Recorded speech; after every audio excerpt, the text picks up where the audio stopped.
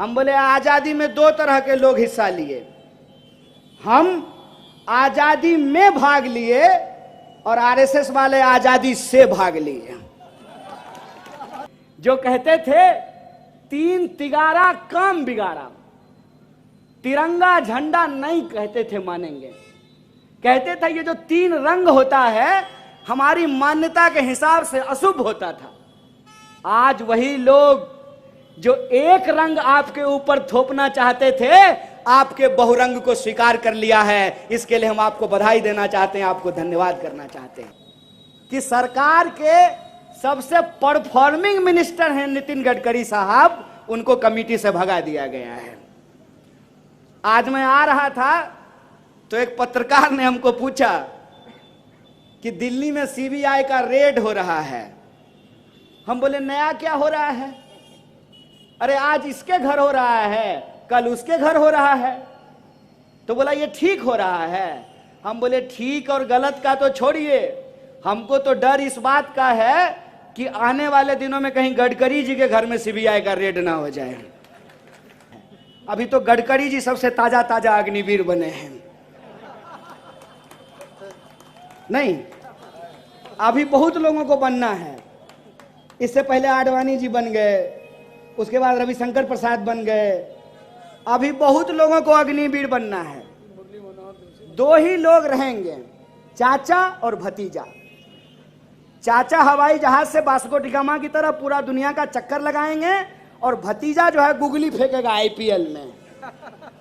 और चाचा फिर मंच पे जाकर के भाषण देंगे कि परिवारवाद देश की सबसे बड़ी समस्या है। अमित शाह जब बोलता है कि परिवारवाद देश की सबसे बड़ी समस्या है तो मेरे मन में आता है कि जय शाह को वो रेलवे प्लेटफॉर्म से उठा करके लाया है।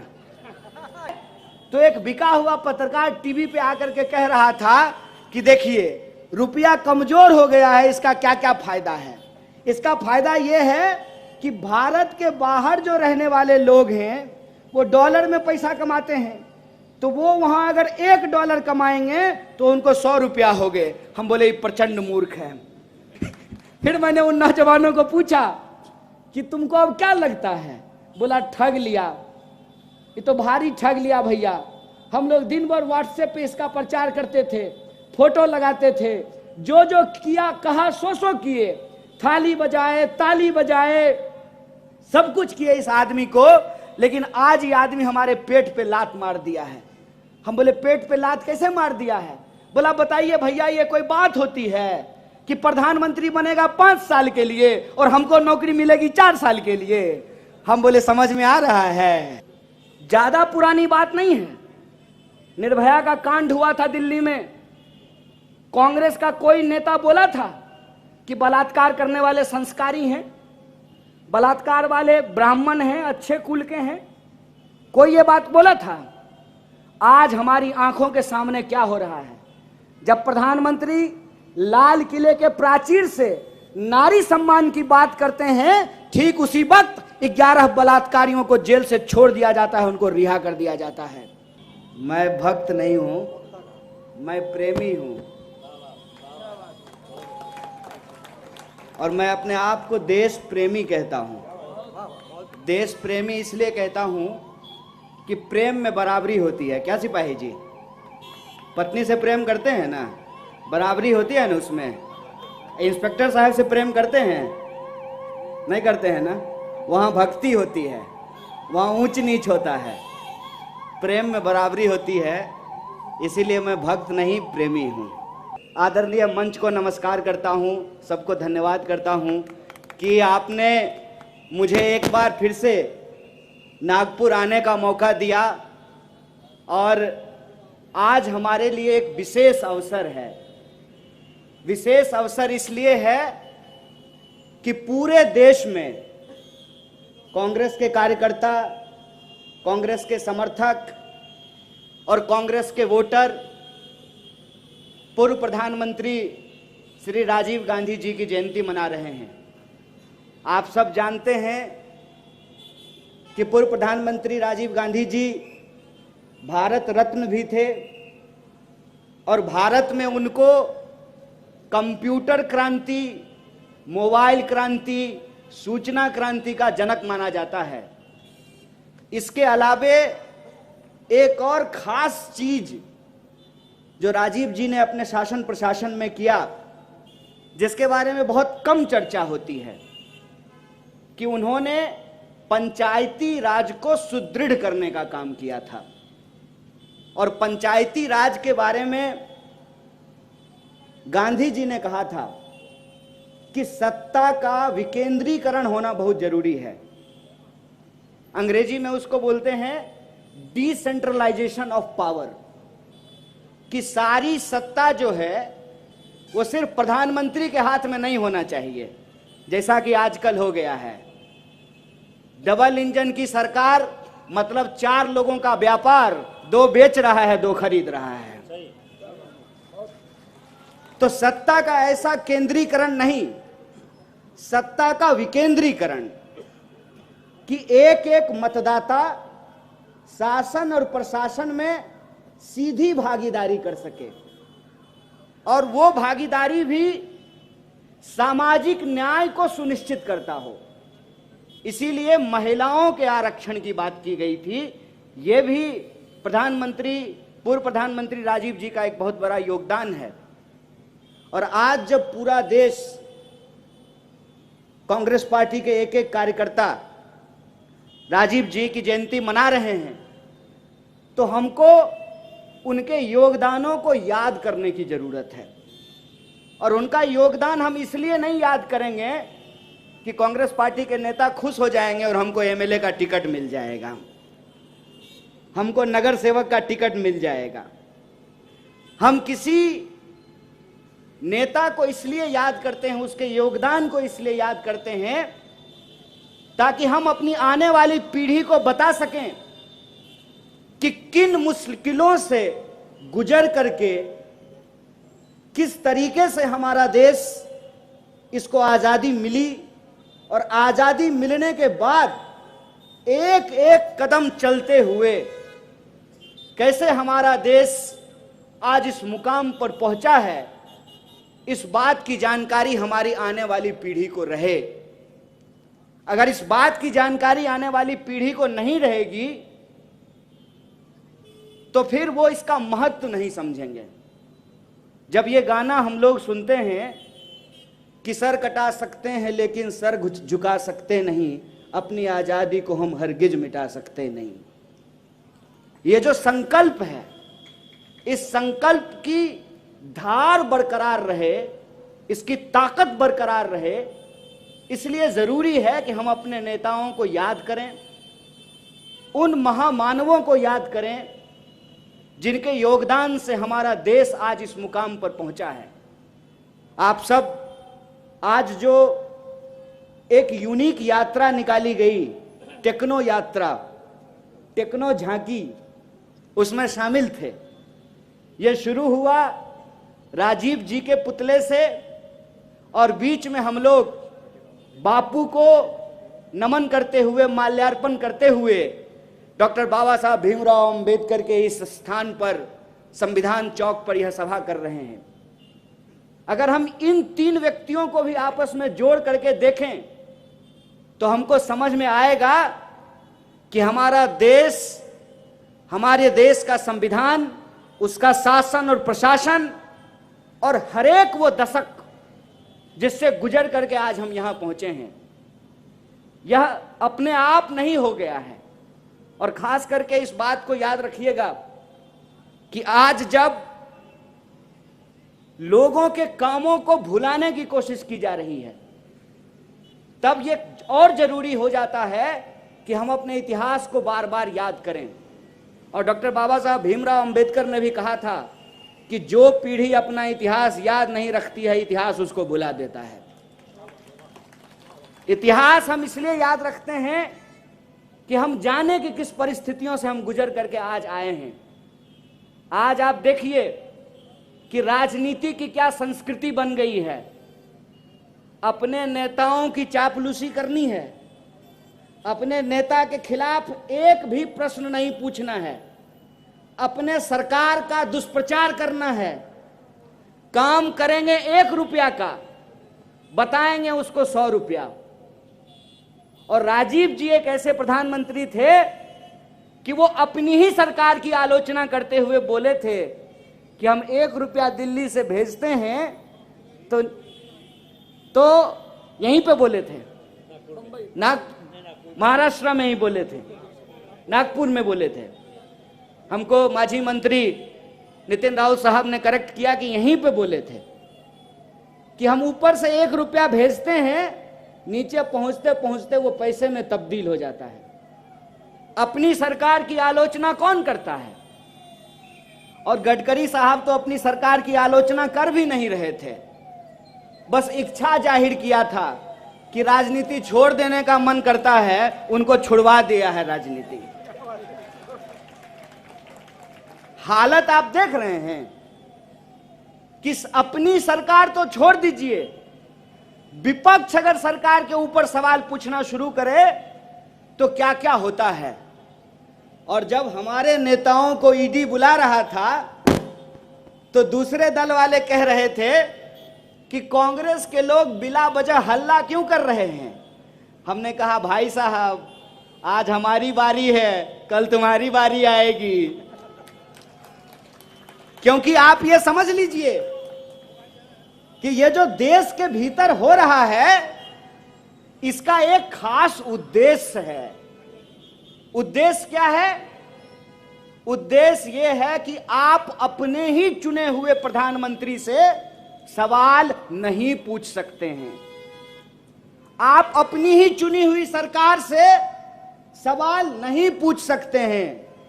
सवाल अगर पूछेंगे तो आपको पहले खरीदने का प्रयास किया जाएगा, और आपका ईमान यदि बिकाऊ नहीं है तब आपको डराने का प्रयास किया जाएगा। अगर आप डरने वाले भी नहीं हैं तो फिर आपको रास्ते से हटाने का प्रयास किया जाएगा। यह बात आप सब लोग समझ लीजिए। और राजीव गांधी ऐसे व्यक्ति थे अपने ही नेताओं के ऊपर। और मैं बिहार से आता हूं, एक प्रसंग आप लोगों को कहना चाहता हूं। बिहार में दंगा हुआ, बिहार की सरकार और बिहार का शासन प्रशासन नहीं चाहता था कि प्रधानमंत्री जहां दंगा हो रहा है वहां जाएं, वहां लोगों से मिलें। तो जब वो पटना पहुंचे तो प्रशासन ने कहा कि पायलट नहीं है, कैसे जाइएगा। तो राजीव जी ने कहा कि शायद आप भूल गए कि हमको हेलीकॉप्टर भी उड़ाने के लिए आता है, और वो खुद गए। ये बात मैं आप लोगों से इसलिए साझा कर रहा हूं कि हमारी सरकार थी, आज हमारी सरकार नहीं है। आज ये सरकार है, कल ये सरकार नहीं रहेगी, लेकिन देश था, देश है और देश रहेगा। और जब हम देश की बात करते हैं तो हमको देश की राजनीतिक संस्कृति को समझना पड़ेगा। और देश की राजनीतिक संस्कृति ऐसी कभी भी नहीं थी। मैं आप लोगों की जानकारी के लिए बता दूं कि कांग्रेस के शासनकाल में अटल बिहारी वाजपेयी विपक्ष के नेता हुआ करते थे और भारत का प्रतिनिधि बना करके उनको विदेश भेजा गया था भारत का प्रतिनिधित्व करने के लिए। और क्या आज की हालत है कि सरकार के सबसे परफॉर्मिंग मिनिस्टर हैं नितिन गडकरी साहब, उनको कमेटी से भगा दिया गया है। आज मैं आ रहा था तो एक पत्रकार ने हमको पूछा कि दिल्ली में सीबीआई का रेड हो रहा है। हम बोले नया क्या हो रहा है? अरे आज इसके घर हो रहा है, कल उसके घर हो रहा है। तो बोला ये ठीक हो रहा है। हम बोले ठीक और गलत का तो छोड़िए, हमको तो डर इस बात का है कि आने वाले दिनों में कहीं गडकरी जी के घर में सीबीआई का रेड ना हो जाए। वो तो उसी पार्टी में हैं, उसी पार्टी के मंत्री हैं। और यह बात मैं क्यों बोल रहा हूं? यह बात मैं इसलिए बोल रहा हूं कि हमको चिंता इस बात की नहीं है कि हमारी सरकार है कि नहीं है, हमारी सरकार कब बनेगी नहीं बनेगी, इसके लिए हम परेशान नहीं हैं। परेशान हम इस बात के लिए हैं कि नेहरू जी थे, डॉक्टर बाबा साहब भीमराव अंबेडकर थे, तो नेहरू जी के कैबिनेट में श्यामा प्रसाद मुखर्जी भी थे। नेहरू जी थे, डॉक्टर बाबा साहब भीमराव अंबेडकर थे, संविधान सभा थी, तो एक ऐसा संविधान बना कि मंत्री जी का वोट भी एक है और सामने बैठा जूता सिलने वाला का भी वोट एक है। यह संविधान की ताकत है। अगर यह संविधान की ताकत नहीं होती तो आपको लगता है कि इस देश के जो अरबपति हैं, इस देश के जो खरबपति हैं, इस देश के जो पैसे वाले लोग हैं, वो झुग्गी झोपड़ी में हाथ जोड़ करके वोट मांगने के लिए जाते? ये लोकतंत्र की ताकत थी। ये लोकतंत्र की ताकत थी जिसने हेलीकॉप्टर और ट्रैक्टर को बराबर कर दिया, जिसने मोटा और पतला को बराबर कर दिया, जिसने महिला और पुरुष को बराबर कर दिया, जिसने सिपाही और एसपी को बराबर कर दिया। यह जो संविधान की ताकत है, उस संविधान की ताकत के चलते ही नेहरू जी थे, इसीलिए आज नरेंद्र मोदी देश के प्रधानमंत्री बन पाए हैं। इस बात को याद रखिएगा। और अजीब स्थिति है, जब हम सरकार से सवाल पूछते हैं तो देश के लोगों के हक और अधिकार के बारे में सवाल पूछते हैं। देश के लोगों की जो हालत है, उस हालात के बारे में सवाल पूछते हैं। कैसा नशा किया है भाई साहब, पता नहीं कौन सी गोली खाया है कि कमाल के समर्थक हैं प्रधानमंत्री के इस देश में। प्रधानमंत्री के समर्थक ऐसे हैं कि प्रधानमंत्री को चाय बेचते हुए नहीं देखे हैं, तब भी मानते हैं कि प्रधानमंत्री ने चाय बेचा। लेकिन प्रधानमंत्री देश बेच रहे हैं, तब भी यह मानने को तैयार नहीं है कि प्रधानमंत्री देश बेच रहे हैं। कुमार आगे बढ़ो। मैं ये क्यों कह रहा हूं? मैं ये इसलिए कह रहा हूं कि हम इंसान हैं, हमारे पास दिमाग है, हमने शिक्षा ग्रहण की है। तो शिक्षा का क्या उद्देश्य है? शिक्षा का उद्देश्य यह है कि हम मान्यता, परंपरा और विज्ञान सब कुछ समझते हैं। करवा चौथ अगर हो, यहां मैडम बैठी हुई हैं अध्यक्ष जी, करवा चौथ हो तो हम चांद को देखते हैं चलनी से, वो हमारी मान्यता और परंपरा है। लेकिन हमारा बच्चा स्कूल में पढ़ने के लिए जाए और मास्टर साहब यह सवाल पूछें कि चांद किसका सैटेलाइट है, तो कह देंगे चलनी का कि पृथ्वी का। बोलेंगे, बोलिए चांद किसका उपग्रह है? पृथ्वी का है ना। तो विज्ञान और परंपरा का फर्क हम समझते हैं, मान्यता और सच्चाई का फर्क हम समझते हैं। इसीलिए मैं आपसे कहता हूं, भक्ति और प्रेम का फर्क भी समझिए। अगर आप अपने अधिकार को नहीं समझेंगे तो प्रधानमंत्री कब तानाशाह बन जाएगा आपको पता भी नहीं चलेगा। इस बात को याद रखिए। इसीलिए आज देश जिस मोड़ पर खड़ा है, उस मोड़ पर कांग्रेस पार्टी, जो देश की सबसे बड़ी विपक्षी पार्टी है, उसकी एक ऐतिहासिक जिम्मेवारी है। और वो ऐतिहासिक जिम्मेवारी ये है कि भले हमको दलीय नुकसान हो जाए, भले हमको बहुत सारा नुकसान उठाना पड़े, सीट का, मंत्री का, एमएलए का, एमएलसी का, लेकिन हमको देश को अपने दल से ऊपर रखना पड़ेगा। इस बात को याद रखिए। और वो परंपरा, जिस परंपरा को, जिस संस्कृति को हमारे पुरखों ने लड़ करके हमको दिलाई है। कोई कहता है कि आजादी भीख में मिली है, कोई कहता है कि आजादी लीज पर है। हम कहते हैं आजादी न भीख पर मिली है न लीज पर मिली है। कितने माओ की मांग की सिंदूर मिट गई, गोद सूनी हो गई, कुर्बानियों का सिलसिला चला। यहीं खड़े हैं हम लोग, पीछे फ्रीडम पार्क है, 100 शहीदों के नाम वहां पे लिखे हुए हैं। लोगों ने अपने सर कटा करके फांसी के फंदे को चूम करके आजादी दिलाई है। कहते हैं ना, जाके पैर न फटे बिवाई, वो का जाने पीड़ पड़ाई। जो देश की आजादी के लिए लड़े नहीं, देश की आजादी के लिए अपनी जवानी कुर्बान नहीं की, जिनकी माओं के गोद सुनी नहीं हुई, जिनके बहनों की मांग की सिंदूर नहीं धुली, उनको नहीं पता कि आजादी क्या होता है। हम उस संस्कृति से आते हैं। हमको एक बार एक दोस्त ने पूछा कि आजादी में किस तरह के लोग हिस्सा लिए।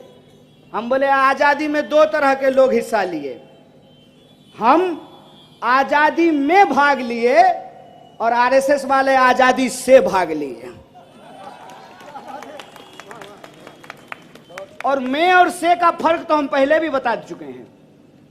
जब मैं आ रहा था और हमको हमारे कांग्रेस के कुछ वरिष्ठ नेता फ्रीडम पार्क दिखा रहे थे, तो मेरे मन में वो आजादी वाली बात याद आ रही थी। जब हम आजादी की बात बोलते थे तो यही लोग व्हाट्सएप पे आपसे पूछते होंगे कि किस चीज से आजादी चाहिए, क्यों आजादी चाहिए, देश तो आजाद हो गया है, फिर आपको किस बात की आजादी चाहिए। अरे इसी बात की आजादी चाहिए कि इस देश का नागरिक इस देश के प्रधानमंत्री के आंख में आंख डाल करके उससे सवाल पूछे। इसी बात की आजादी चाहिए। आजादी कोई भीख है, आजादी कोई वरदान है। आजादी कुर्बानियों से हासिल की हुई चीज है और हमको लगातार आजादी के उस दायरे को बढ़ाने की जरूरत है। आजादी के उस मतलब में, उस मायने में इस बात को भी शामिल करने की जरूरत है कि जन्म के आधार पर किसी के साथ कोई भेदभाव नहीं होगा, संस्कृति के आधार पर किसी के साथ कोई भेदभाव नहीं होगा, क्षेत्र के आधार पर किसी के साथ कोई भेदभाव नहीं होगा, लिंग के आधार पर किसी के साथ कोई भेदभाव नहीं होगा। जब संविधान ने हमको बराबर किया है तो हम बराबरी के उस एहसास के साथ, बराबरी के उस अधिकार के साथ हम अपनी जिंदगी को जी सकें। जब संविधान ने महिला और पुरुष का वोट बराबर किया है तो आप कौन होते हैं महिला और पुरुष के बीच में विभेद पैदा करने वाले। इस सवाल का जवाब हम पूछ सकें।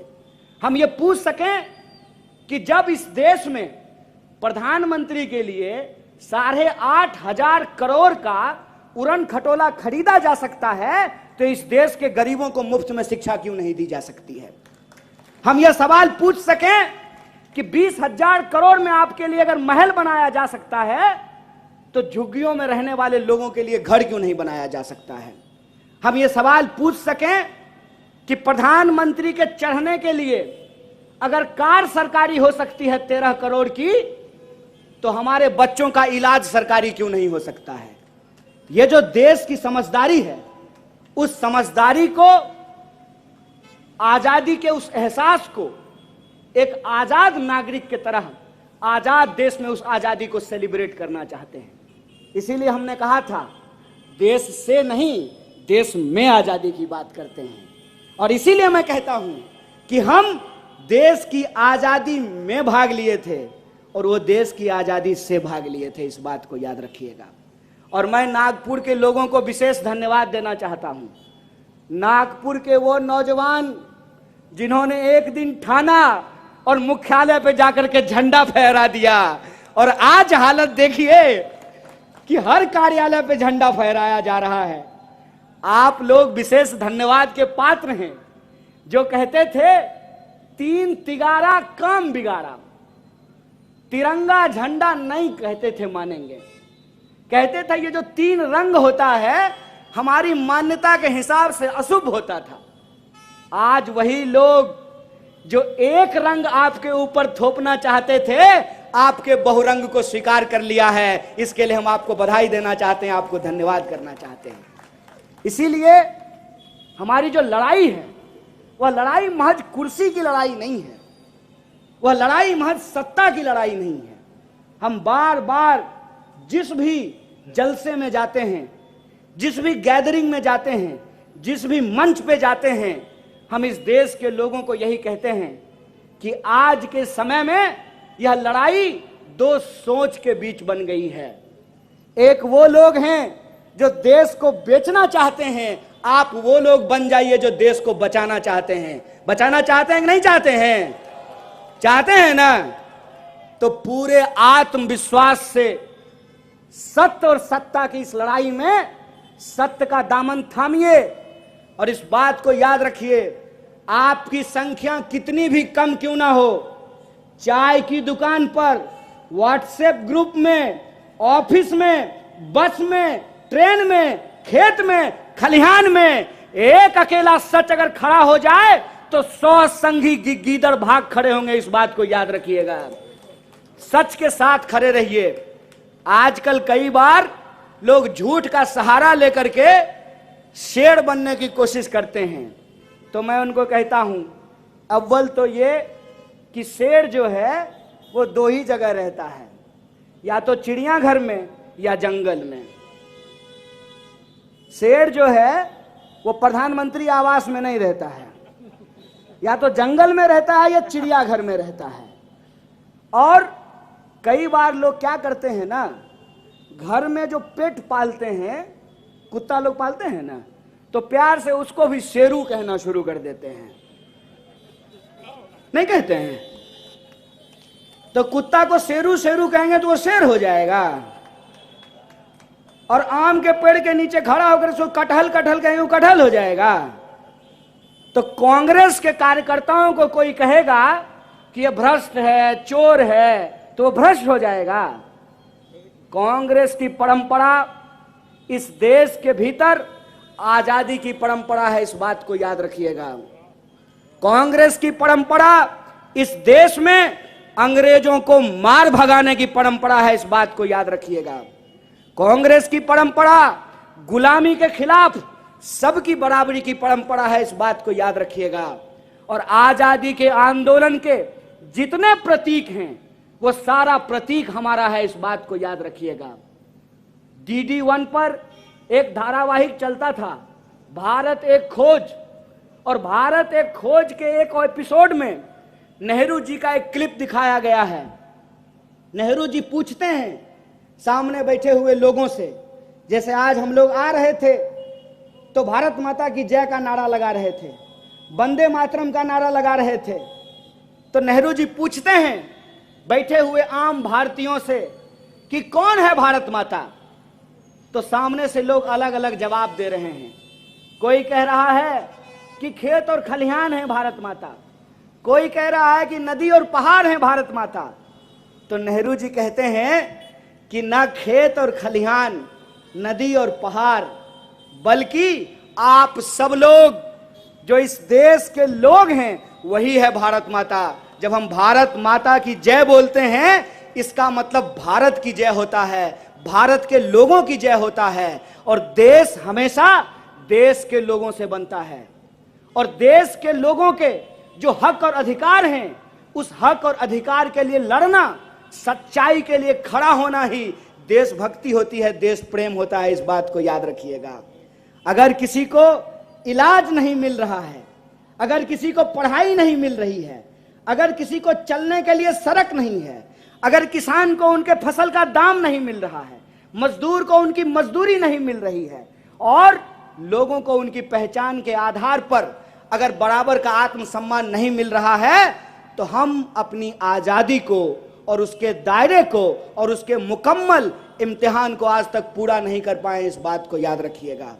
आजादी इस बात पर निर्भर करती है कि सबको काम मिले, सबको शिक्षा मिले। इसीलिए हम बार बार बोलते हैं, सबको शिक्षा, सबको काम, मजदूर को मजदूरी, किसानों को उनके फसल का दाम, व्यापारी को व्यापार, सबको मिले बराबर का अधिकार। हिंदू हो या मुसलमान, महिला हो या पुरुष, सबको मिले बराबर का आत्मसम्मान, तब बनेगा देश महान, इस बात को याद रखिएगा। नारा लगाने से होगा?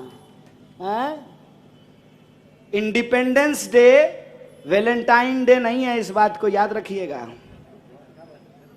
कि गुलाब दे दिए, लव यू और love you too. Independence day valentine day नहीं है। इंडिपेंडेंस डे आजादी का दिन, उस संकल्प को याद करने का दिन है कि इस आजादी के दायरे को हमको वहां तक पहुंचाना है कि हमारे देश का कोई भी नागरिक भूखा ना सोए, इस बात के लिए है। उस संकल्प को दोहराने के लिए है कि किसी को भी उसके रैंक के आधार पर जलील नहीं किया जाए, सोच करके बताइएगा। आप बीमार हो गए हैं, अस्पताल में इलाज करवाने के लिए गए हैं, डॉक्टर साहब आपको सुई दे दिए हैं, सुई पर आकर के अगर आपका वार्ड साफ नहीं करेगा तो आप ठीक होइएगा? तो आपके काम के आधार पर डॉक्टर और स्वीपर का फर्क हम जिस दिन मिटा देंगे ना, उस दिन हम आजादी के अपने लक्ष्य को प्राप्त कर लेंगे। इस बात को याद रखिएगा। और ये जो पूरी की पूरी लड़ाई है, आज उस संविधान को, उस लोकतंत्र को बचाने की लड़ाई है। लोग पूछते हैं कि अरे काहे तुम लोग रोड पे निकल करके हल्ला कर रहे हो? हम बोले हल्ला नहीं कर रहे हैं, इस बात को आपको समझा रहे हैं कि समझ लीजिए कि 35 करोड़ भारतीय थे हम लोग और मुट्ठी भर अंग्रेज थे, और 35 करोड़ भारतीयों को उन मुट्ठी भर अंग्रेजों ने 200 साल तक गुलाम बना करके रखा था। अपने ही खेत में आप कौन सा फसल लगाना चाहते हैं, इस बात की आजादी आपको नहीं थी। अपने ही घर में आप कैसे रहना चाहते हैं, इस बात की आजादी नहीं थी। अपने ही टैक्स के पैसे से जो स्कूल बना है, उस स्कूल में पढ़ने की आजादी नहीं थी। और अपने हमारे ही देश में बने हुए रेस्टोरेंट में अंग्रेजों के साथ बैठ करके खाना खाने की आजादी नहीं थी। ये जो आजादी हमको मिली है, यह आजादी संघर्षों से मिली है, यह आजादी बलिदान से मिला है। और सबसे मुश्किल की बात यह है कि कल के अंग्रेज को तो आप पहचान लेते, अरे जो गोरा गोरा होगा, सूट बूट पहना रहेगा, घोड़ा पे बैठा रहेगा, तो उसको पहचान लेंगे कि ये अंग्रेज है। इसको कैसे पहचानिएगा? कैसे पहचानिएगा? कि वो आके कहेगा कि हम तो चाय बेचते थे, हम तो ओबीसी हैं, हम तो हिंदू हैं, हम तो गरीब हैं, मेरी माँ बर्तन मांजती थी, मेरे पिताजी रेलवे स्टेशन पे चाय बेचते थे। कैसे पहचानिएगा इसको? मैं एक प्रश्न पूछता हूं हमेशा खुद से, मैं जहां से आता हूं और जो मेरी सच्चाई है, कोई अगर चाय बेचने वाला का बच्चा देश का प्रधानमंत्री बन जाए तो मेरे जैसे व्यक्ति को इससे ज्यादा खुशी नहीं हो सकती है। मेरी मां आंगनवाड़ी में काम करती है, मैं एक ऐसे परिवार से आता हूं जो 3000 रुपए महीने में अपना जीवन चलाता है। आजकल 3000 रुपया में तो जूता भी नहीं खरीद सकते हैं आप। मोबाइल का रिचार्ज भी कराएंगे तो 700 रुपया लगता है, जियो धन धना धन। तो मेरे लिए तो यह खुशी की बात होती, लेकिन मुझे तकलीफ क्यों हुई? मुझे तकलीफ इस बात की हुई कि ये कैसा व्यक्ति है भाई, ये तो कुल्हाड़ी में लगे हुए उस लकड़ी की तरह है जो लकड़ी पेड़ से कटा है और वो लकड़ी कुल्हाड़ी में लग करके फिर उसी पेड़ को काट रहा है। ये तो कालिदास की कहानी हो गई कि जिस डाल पे बैठे हैं उसी डाल को आप काट रहे हैं। एक गरीब व्यक्ति अगर देश का प्रधानमंत्री बना है तो वो गरीब के बारे में सोचेगा ना, वो उस देश के आम लोगों के बारे में सोचेगा ना। अगर वो सचमुच में चाय बेचने वाला व्यक्ति है तो चीनी 200 रुपए किलो बिकेगा। अगर वो सचमुच गरीब का बच्चा है तो इस देश के सरकारी संस्थान बेचे जाएंगे। ये प्रश्न जब मेरे मन में आया तो मुझे लगा कि जिसको चापलूस कहना है कहने दो, लेकिन हम सच बोलेंगे। और सच ये है कि कांग्रेस पार्टी का कमान राजीव गांधी जैसे व्यक्ति के हाथ में था, इसीलिए हमारे जैसे व्यक्ति इस देश में पढ़ पाए, पीएचडी कर पाए। और पीएचडी जब हमने की है, आपके खून और पसीने के कमाई से हमने अगर पढ़ाई की है, आपका नमक हमने खाया है, तो हम नमक हलाली करेंगे और जो सच है पूरी ईमानदारी से जनता के बीच में जाकर के बोलेंगे।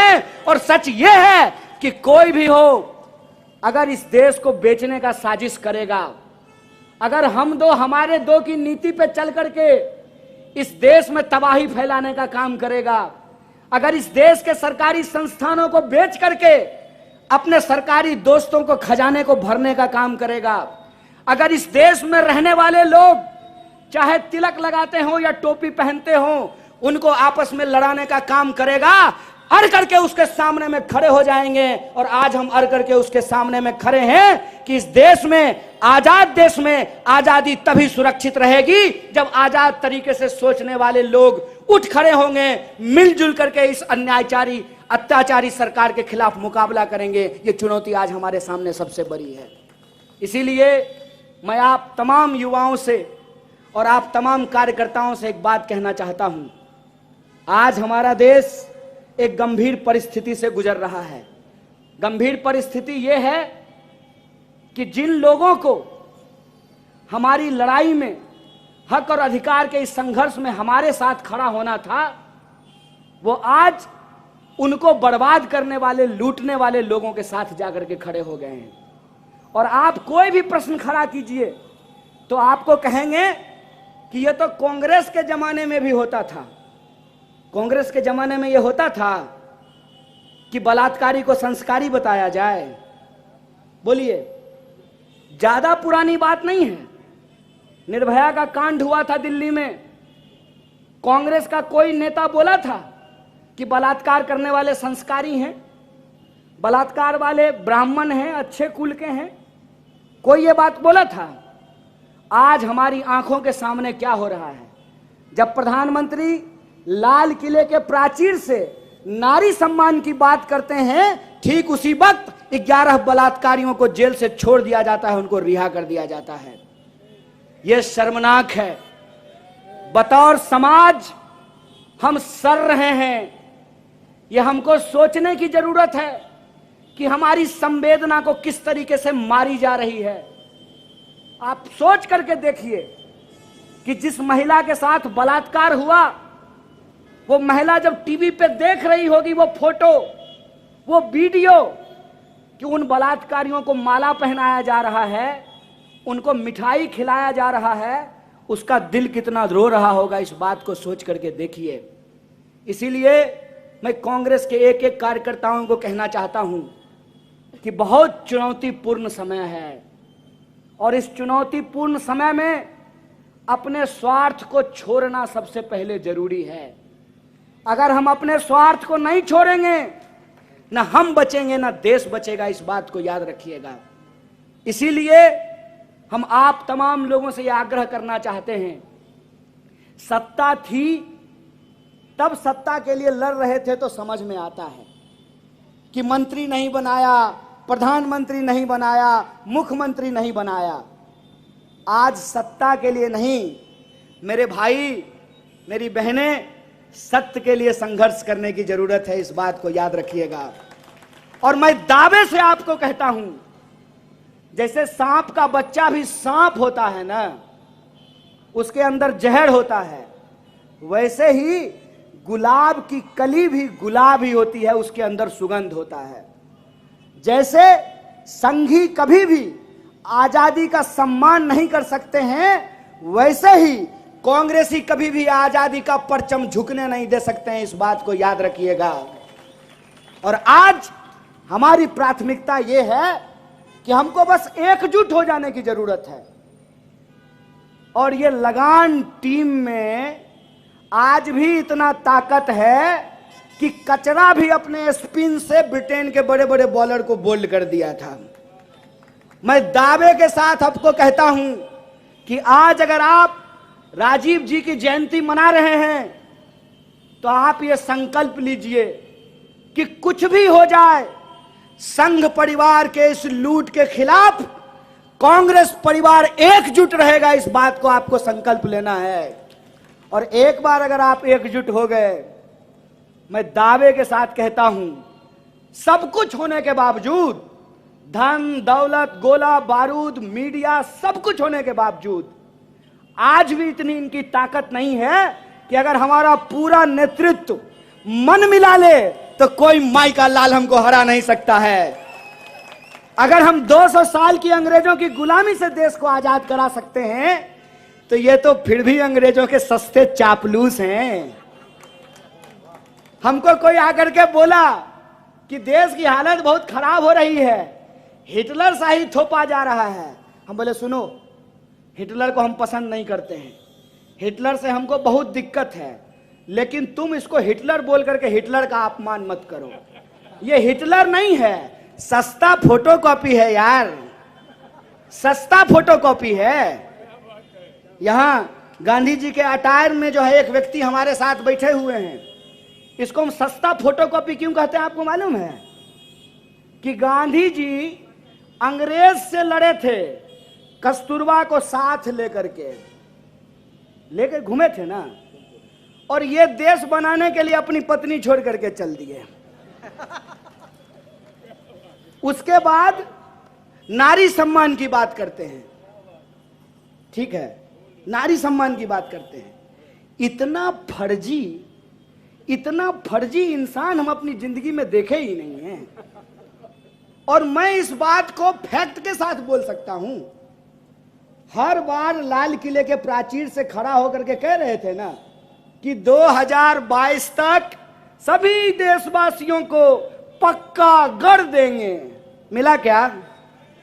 मोदी जी के स्टाइल में पूछना चाहिए ना, पक्का घर मिल गया?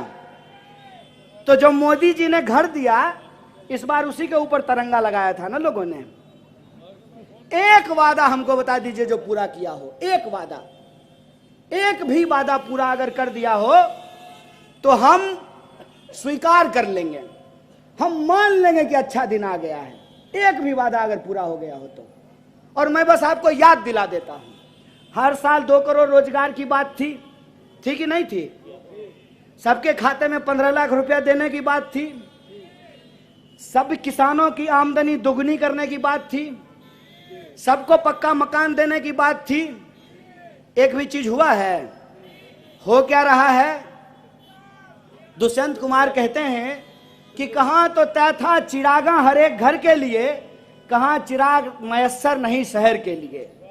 लोग मांग रहे थे सरकारी नौकरी, इन्होंने नया प्रबंध कर दिया कि ना रहेगा सरकारी संस्थान, ना देनी पड़ेगी सरकारी नौकरी, ना रहेगा बांस ना बजेगी बांसुरी, ना रहेगा सरकारी संस्थान ना देनी पड़ेगी सरकारी नौकरी। एक एक करके सरकारी संस्थान बेचे जा रहे हैं, और जो सरकारी संस्थान बचे हुए हैं वहां पर सबको अग्निवीर बनाने का प्रयास किया जा रहा है। अभी तो गडकरी जी सबसे ताजा ताजा अग्निवीर बने हैं। नहीं, अभी बहुत लोगों को बनना है। इससे पहले आडवाणी जी बन गए, उसके बाद रविशंकर प्रसाद बन गए, अभी बहुत लोगों को अग्निवीर बनना है। 2 ही लोग रहेंगे, चाचा और भतीजा। चाचा हवाई जहाज से वास्को डी गामा की तरह पूरा दुनिया का चक्कर लगाएंगे, और भतीजा जो है गुगली फेंकेगा आईपीएल में। और चाचा फिर मंच पे जाकर के भाषण देंगे कि परिवारवाद देश की सबसे बड़ी समस्या है। अमित शाह जब बोलता है कि परिवारवाद देश की सबसे बड़ी समस्या है, तो मेरे मन में आता है कि जय शाह को वो रेलवे प्लेटफॉर्म से उठा करके लाया है, उसी का बेटा है ना। कोई शक है? जय शाह किसका बेटा है? अमित शाह का ना। तो बीसीसीआई सेक्रेटरी परीक्षा दे करके बना है? कंपटीशन दिया था क्या? एसएससी का एग्जाम, यूपीएससी लिखा था? कैसे बन गया? वो परिवारवाद नहीं है, बेईमानी, नकली चाणक्य। हम बिहार से हैं, असली चाणक्य वहां पैदा हुए थे। देखे बिहार में क्या हुआ? देखे महाराष्ट्र का बदला नितिन साहब हम लोग एकदम भिजा के ले लिए हैं। चाणक्य वो परिवारवाद नहीं है। अनुराग ठाकुर यूपीएससी किया था, उसका बाप नेता नहीं है। और ये जो कर्नाटक का मुख्यमंत्री है, उसका बाप नेता नहीं था। अब पीयूष गोयल, उसका बाप नेता नहीं था। बेईमानी। राजनाथ सिंह का बेटा एमएलए नहीं है। तो भाजपा का परिवारवाद नहीं है। और कांग्रेस के 2 प्रधानमंत्री ने अपनी जान दे दी, तो आप हमको परिवारवादी बोल रहे हैं?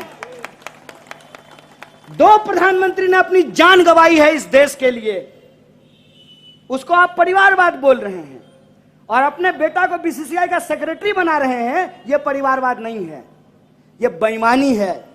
मैं कांग्रेस के एक एक कार्यकर्ताओं को कहता हूं, इन बेईमानों के सामने झुकिए मत, इन झूठों के सामने रुकिए मत। अगर ये टोके तो इसको पलट करके सवाल पूछिए, सवाल पूछिए इस बात का। जब हम दंगा की बात करते हैं तो हमको 84 याद दिलाते हैं। देश के प्रधानमंत्री डॉक्टर मनमोहन सिंह 84 में जो हुआ, उसके लिए देश की संसद में खड़ा होकर के देश के सिखों से माफी मांगा। है हिम्मत? मांगेंगे नरेंद्र मोदी 2002 के लिए देश के मुसलमानों से माफी? ये सवाल मैं पूछना चाहता हूं। अगर हमसे कोई गलती हुई है तो ये देश हमारा है, इस देश से हम हाथ जोड़ करके माफी मांगने के लिए तैयार हैं। मांगेंगे माफी कि प्रधानमंत्री जब नारी सम्मान की बात कर रहे थे, बलात्कारियों को संस्कारी बताया जा रहा था, मांगेंगे इस बात के लिए माफी। मांगेंगे इस बात के लिए माफी कि आज एक एक चीज पे भाजपा पूरी तरीके से एक्सपोज हो चुकी है, एक एक चीज पे। अरे आप हमको हरा दिए साहब, 15 साल से नागपुर में हम नहीं हैं। पूछिए अपने नागपुर के बासिंदों से कि बन गई सड़क, हो गया सारे समस्या का समाधान, हो गए आपके सारे तकलीफ दूर। आपने कांग्रेस को अपने दिल से दूर किया। याद रखिएगा, अपना अपना होता है, अपना अपना होता है। कांग्रेस इस देश की पार्टी नहीं है, इस देश का इतिहास है, वर्तमान है, भविष्य है। इस बात को याद रखिएगा, क्योंकि इस देश में जो हमको जिम्मेवारी दी है, उस जिम्मेवारी को निभाते हुए हमने कुछ सही किया, कुछ गलत किया, इस बात को हम स्वीकार करते हैं। लेकिन हमको गाली दे के, हमको बदनाम करके, हमारे बारे में झूठ बोल करके आपने जिनको अपना आशीर्वाद दिया, वो तो देश ही नहीं रहने देंगे। इस बात को याद रखिएगा। आज जिस तरीके से एक एक चीज का कत्लेआम किया जा रहा है, वो अपने आप में एक बहुत बड़ा प्रश्न चिन्ह खड़ा करता है। मीडिया के लोग यहां बैठे हुए हैं, सवाल पूछते थे ना मनमोहन सिंह से? नहीं पूछते थे। हवाई जहाज में बैठ करके प्रेस कॉन्फ्रेंस करते थे। सवाल आप हवाई जहाज में बैठ करके प्रधानमंत्री से पूछते थे, जो मन होता था वो करते थे। जब इंदिरा जी ने आपातकाल लगाया था तो पत्रकारों ने उसके विरोध में संपादकीय पेज को खाली छोड़ दिया था। है हिम्मत? आज पूछिएगा सवाल पूछिएगा ना, तो आपके भी दफ्तर पर ईडी का रेड होगा। इस बात को याद रखिएगा। सवाल पूछिएगा ना, तो आपका भी फोटो, मूरी आपका लगा देगा और देह किसी और का लगा देगा, सर आपका और तन किसी और का। आपको भी बदनाम किया जाएगा, आपको भी धमकी भरे पत्र लिखे जाएंगे, आपके भी परिवार के लोगों को परेशान किया जाएगा, आपको भी सोशल मीडिया पे गालियां निकाली जाएगी। और प्रधानमंत्री ने आज तक एक भी प्रेस कॉन्फ्रेंस किया है? कहते थे मनमोहन सिंह मौन मोहन सिंह हैं, यही बोलते थे ना। और ये हर दिन जो रेडियो पे जाकर के मन की बात करते हैं, पत्रकारों से आकर के देश की बात क्यों नहीं करते हैं? ये सवाल इनसे पूछना चाहिए कि नहीं पूछना चाहिए? है हिम्मत? करेंगे प्रेस कॉन्फ्रेंस। किसको देते हैं बाइट? अक्षय कुमार को। और अक्षय कुमार क्या पूछता है? प्रधानमंत्री जी आप आम काट करके खाते हैं कि चूस करके खाते हैं? खाते कहां हैं? निगल जाते हैं। खुल जा सिमसिम बोलते हैं और शाम आम सीधे थाली से उठ करके उनके पेट में चला जाता है। बताइए, देश के प्रधानमंत्री से इस सवाल का क्या मतलब है कि आप आम कैसे खाते हैं? अरे आपको जैसे मन हो वैसे खाइए। आप इस सवाल का जवाब दीजिए ना कि आरबीआई कह रही है कि अगर बैंकों को इसी तरह से निजीकरण किया गया तो देश को इसके परिणाम खतरनाक भुगतने पड़ेंगे। आरबीआई अपना रिपोर्ट जारी कर दी, फिर सरकार का दबाव आया और आरबीआई ने अपना रिपोर्ट वापस ले लिया। इसीलिए आज हमारे कांग्रेस पार्टी के नेता ने कहा कि आरबीआई का मतलब पहले होता था रिजर्व बैंक ऑफ इंडिया, अब हो गया है रिवर्स बैंक ऑफ इंडिया। और जो लोग विरोध करते हैं उनको पद से हटा दिया जाता है। आरबीआई ने कहा कि नोटबंदी का फैसला हमारा नहीं था। आरबीआई ने कहा कि नोटबंदी अगर होगी तो अर्थव्यवस्था को इसको गंभीर परिणाम भुगतने पड़ेंगे। और तब रात को आए अचानक से और कहा कि आज से 500 और 1000 का नोट बंद हो गया। दावे क्या किए गए कि इससे आतंकवाद की घटना रुक जाएगी, नक्सलवाद की घटना रुक जाएगी, काला धन वापस आ जाएगा। तो पहला सवाल कि नोटबंदी हो गई, आतंकवाद की घटना रुक जानी चाहिए थी, तो पुलवामा करने के लिए इनका चचा लोग आया था। कौन था? देश में नक्सलवाद की घटना कैसे हो रही है? और काला धन अगर वापस आ गया है तो आपके खाते में 15 लाख रुपया पहुंच जाना चाहिए था ना। ये बोले कि काला धन स्विस बैंक में जमा है, काला धन स्विस बैंक में जमा है और लाइन लग गया है एसबीआई के बाहर, स्टेट बैंक ऑफ इंडिया के बाहर। नोटबंदी के दौरान सैकड़ों लोगों की जान चली गई। जो छोटे छोटे व्यापारी हैं, जो नगद का धंधा करते हैं, उनका धंधा तबाह हो गया। उसके बाद जीएसटी लेकर के आए, क्या बोल करके कि 1 नेशन 1 टैक्स होगा। सुनने में कितना बढ़िया लगता है, 1 नेशन 1 टैक्स होगा। अगर 1 नेशन 1 टैक्स है तो महाराष्ट्र में डीजल का अलग दाम और बिहार में डीजल का अलग दाम क्यों है कि नहीं है? क्यों अलग अलग दाम है? तब कहते हैं कि कच्चे तेल की कीमत बढ़ गई है, इसीलिए पेट्रोल और डीजल महंगा हो गया है। तो अभी कच्चे तेल की कीमत घट गई है तो पेट्रोल और डीजल सस्ता हुआ है क्या? जब कच्चे तेल की कीमत घटती है तब यह कीमत नहीं घटाते हैं, लेकिन कच्चे तेल की कीमत अगर बढ़ गई है तो उसके आधार पर यह महंगाई को डिफेंड करते हैं।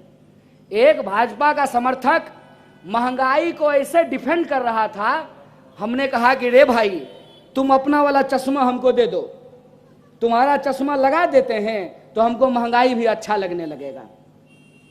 आज से पहले देश के इतिहास में ऐसा कब हुआ था कि महंगाई के फायदे गिनाए गए थे? ऐसा हुआ था क्या? जब रुपए ऐतिहासिक तौर पर डॉलर के मुकाबले सबसे निचले स्तर पर चला गया है, तो एक बिका हुआ पत्रकार टीवी पे आकर के कह रहा था कि देखिए रुपया कमजोर हो गया है, इसका क्या क्या फायदा है। इसका फायदा यह है कि भारत के बाहर जो रहने वाले लोग हैं वो डॉलर में पैसा कमाते हैं, तो वो वहां अगर $1 कमाएंगे तो उनको 100 रुपया हो गए। हम बोले प्रचंड मूर्ख है कि भारत से बाहर भारत के कितने लोग रहते हैं, भारत के भीतर भारत के लोग ज्यादा रहते हैं ना। तो अंतर्राष्ट्रीय बाजार में अगर रुपए की कीमत कम होगी तो हम जो बाहर से सामान मंगाते हैं वो सामान महंगा हो जाएगा, और सामान जब महंगा होगा तो महंगाई से लोगों की जान निकल जाएगी। और महंगाई का हालत ये है, महंगाई है कि नहीं है? ऐसा तो नहीं है ना कि सिर्फ कांग्रेस पार्टी को महंगाई दिख रही है, महंगाई सबके लिए है ना। ऐसा तो नहीं है कि पेट्रोल पंप पे अगर आप भाजपा का बिल्ला लगा करके जाइएगा तो पेट्रोल आपको 50 रुपये लीटर मिलेगा, ऐसा है क्या?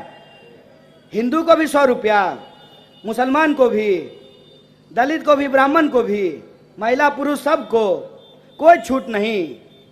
तो जब महंगाई हिंदू और मुसलमान नहीं कर रहा है तो प्रभु आप लोग का है हिंदू और मुसलमान कर रहे हैं। देश जब महंगाई से मर रही है, तबाह हो रही है, तब आप हिंदू और मुसलमान क्यों कर रहे हैं? देश जब बेकारी से जूझ रही है, देश में सबसे ज्यादा बेकारी है, तब आप हिंदू और मुसलमान क्यों कर रहे हैं? इस बात को समझिए कि ये अंग्रेजों के पक्के सिद्ध हैं। जैसे होता है ना गुरु जी का पक्का चेला, कि अंग्रेज से ये एकदम पक्का नुस्खा सीखे हैं। एकदम हकीम साहब का पुड़िया नहीं होता है चूरन, वो एकदम चूरन खाए हैं बराबर। कि अंग्रेज जैसे देश को डिवाइड एंड रूल करते थे, हिंदू मुसलमान बोल करके लड़ाते थे, और हम 35 करोड़ भारतीयों के ऊपर राज करते थे। कपास हमारा, यहां से ले जाते थे, वहां कपड़ा बनाते थे, वापस ला करके हम ही को बेचते थे, और जो मुनाफा होता था उससे कोठियां बना करके यहां रहते थे और हमारे ऊपर कोड़े बरसाते थे। ऐसा होता था कि नहीं होता था? यही अब हो रहा है हमारे साथ। बीएसएनएल याद है? धीरे धीरे इतिहास होने वाला है। बीएसएनएल को क्या कहा जाता था? भाई साहब नहीं लगेगा। जियो धन धना करके मजा आ रहा है ना। पहला बार जब जियो आया तो फ्री था, तो लोग ही प्रचार कर रहे थे। पूछते थे कि कौन सा सिम यूज करते हो, तो कह दिए एयरटेल या बीएसएनएल। कहता था भारी बेवकूफ आदमी हो, जियो क्यों नहीं ले लेते हो, फ्री में मिल रहा है। हम कहते थे रे भाई, बड़े बुजुर्ग कहते थे कि फ्री का सामान बहुत खतरनाक होता है। फ्री में जियो मिल रहा है क्या सिपाही जी? फ्री में जियो मिल रहा है अब? पहले मिला था ना? क्यों मिला था? इसीलिए मिला था कि जब बीएसएनएल नहीं रहेगा ना, तो अभी 700 रुपया दे रहे हैं, कल को 7,000 रुपया भी अगर मांगेगा ना अंबानी, तो आपको देना पड़ेगा। इस बात को याद रखिएगा। सरकारी संस्थान इसलिए होते हैं कि निजी संस्थान उसके मुकाबले बेतहाशा मूल्य वृद्धि ना कर सकें। सरकारी संस्थान इसलिए होते हैं कि जो निजी संस्थान से खरीद सकता है वो निजी संस्थान में खरीदेगा, और जो इस देश का आम गरीब लोग है वो सरकारी संस्थान में अपनी जरूरतों को पूरा करेगा। याद रखिएगा, जिस दिन रेलवे बिक गई ना, जैसे कोरोना के लॉकडाउन के दौरान लोग हजारों किलोमीटर पैदल चल करके घर पहुंचे थे, वैसे ही ये आदमी, ये झूठा आदमी जो बोला था कि हवाई चप्पल वाले को हवाई जहाज में पहुंचाएंगे, असल बात यह है कि हवाई जहाज में चलने वाले को भी ये हवाई चप्पल में ला करके छोड़ेगा। इस बात को याद रखिएगा। ये इस देश के संपत्ति को अपने दोस्तों के ऊपर लुटा करके छोड़ेगा। इस बात को याद रखिएगा। आज बीएसएनएल नहीं है। बीएसएनएल जो सबको लाइसेंस देता था, आज उसी के पास लाइसेंस नहीं है। सरकारी संस्थानों को तबाह इसलिए किया गया है ताकि उसकी संपत्ति, सरकार की संपत्ति अपने दोस्तों के ऊपर लुटाई जा सके। इसीलिए मैं बार बार कहता हूं कि ये लड़ाई दल की लड़ाई नहीं है, ये लड़ाई विचार की लड़ाई है। एक तरफ वो लोग हैं कि सरकारी संपत्तियों की लूट और सरकारी दोस्तों को छूट मिल रही है, और एक तरफ हम लोग वो हैं जो गांधी को मानने वाले लोग हैं, नेहरू और बाबा साहब भीमराव अंबेडकर के विचारों पे चलने वाले लोग हैं। यह देश हमारा है, इस देश को हमको बचाने का संकल्प लेना पड़ेगा। अग्निवीर का जब आंदोलन बिहार में हो रहा था, मैं बिहार गया तो मैं नौजवानों से पूछ रहा था, क्या दोस्त, क्या हाल चाल? बोला भैया गलती हो गया। क्या गलती हो गया? बोला आपको हम जब कहते थे ना तो हमको बुरा लगता था। बोले क्या बुरा लगता था? हमको लगता था कि आप देश को बदनाम कर रहे हैं प्रधानमंत्री से सवाल पूछ करके, लेकिन आप जो सवाल पूछते थे ना, वो सब सवाल सही था। जो आदमी अपनी पत्नी का नहीं हुआ वो देश का क्या होगा? फिर मैंने उन नौजवानों को पूछा कि तुमको अब क्या लगता है? बोला ठग लिया, ये तो भारी ठग लिया भैया। हम लोग दिन भर व्हाट्सएप पे इसका प्रचार करते थे, फोटो लगाते थे, जो जो किया कहा सो किए, थाली बजाए, ताली बजाए, सब कुछ किए इस आदमी को, लेकिन आज ये आदमी हमारे पेट पे लात मार दिया है। हम बोले पेट पे लात कैसे मार दिया है? बोला बताइए भैया, ये कोई बात होती है कि प्रधानमंत्री बनेगा 5 साल के लिए और हमको नौकरी मिलेगी 4 साल के लिए? हम बोले समझ में आ रहा है सिपाही जी, देख लीजिए आपकी भी बारी आएगी, आप भी 4 साल के लिए नौकरी लीजिएगा। नौजवान सब जब रोड पर निकलता है ना अपने रोजगार मांगने के लिए, अपने महंगाई के खिलाफ, देश में हक और अधिकार के लिए, तो उसको डंडा मत मारिए, क्योंकि उसको डंडा मारिएगा ना, अगर वो लड़ने का हिम्मत छोड़ देगा ना, तो आपका पेंशन कल को बंद हो जाएगा, तो आपके लिए कोई लड़ने वाला नहीं रहेगा। और ये किसी को नहीं छोड़ने वाला है।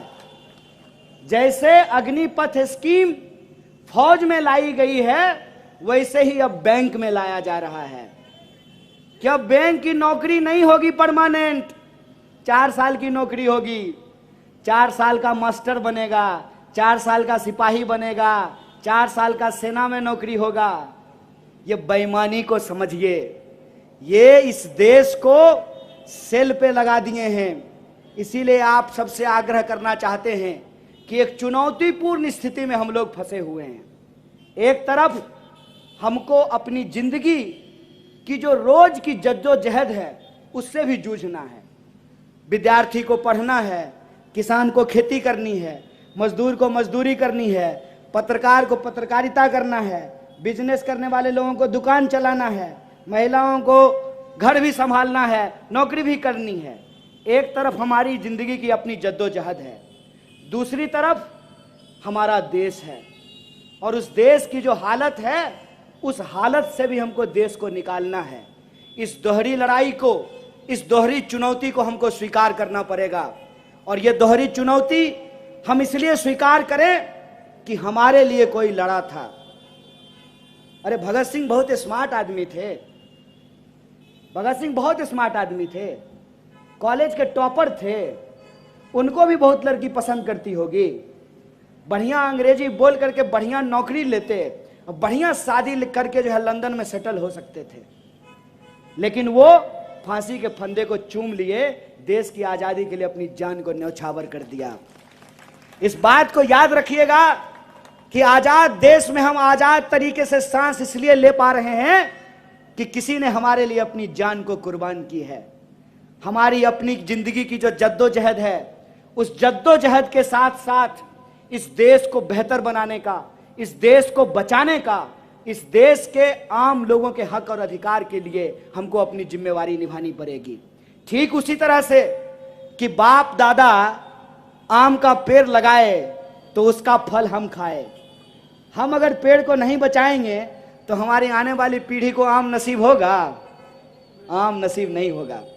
मैंने अपनी माँ को फ़ोन किया और माँ को कहा कि मम्मी सेब का सब्जी कैसे बनाया जाता है? तो माँ बोली कि पगला गए हो क्या, सेब का सब्जी कैसे बनेगा? हम बोले अब सेब का ही सब्जी बनेगा ना, सेब 90 रुपए किलो है और गोभी 200 रुपए किलो बिक रहा है। ये हकीकत है। ये जो हमारी जिंदगी की जद्दोजहद है, इस जद्दोजहद में, इस लड़ाई में हम सबको एक दूसरे का कंधा थामना पड़ेगा। और सवाल सिर्फ सत्ता का नहीं है, सवाल सत्य का है। सत्य के लिए हमको खड़ा होने पड़ेगा। जो लोग अपनी जान की कुर्बानी दिए हैं, बढ़िया पायलट थे राजीव साहब, विदेश में तो उनकी शादी भी हो गई थी, बढ़िया वहां नौकरी करते, बढ़िया लंदन में घूमते, आराम से अपनी जिंदगी जीते। क्या जरूरी है अपनी जान को गवा दिए? अगर किसी ने हमारे लिए अपनी जान गवाई है, अगर हम इंसान हैं, हमारे आंख में पानी है, इंसानियत है, तो उस बलिदान को सम्मान करते हमको इस देश की रक्षा करनी पड़ेगी।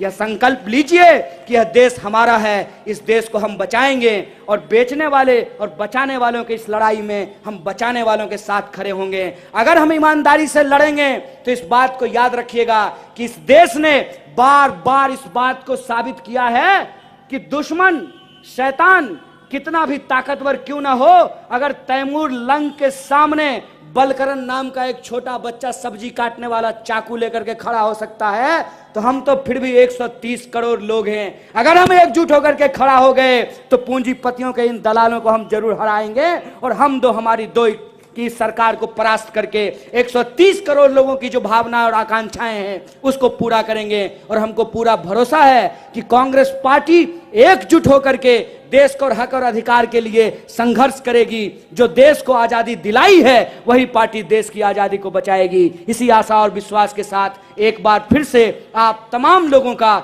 शुक्रिया अदा करते हुए, धन्यवाद कहते हुए अपनी बात को खत्म करूंगा। शुक्रिया। इनकलाब जिंदाबाद, हमारी एकता जिंदाबाद। जय हिंद, जय कांग्रेस।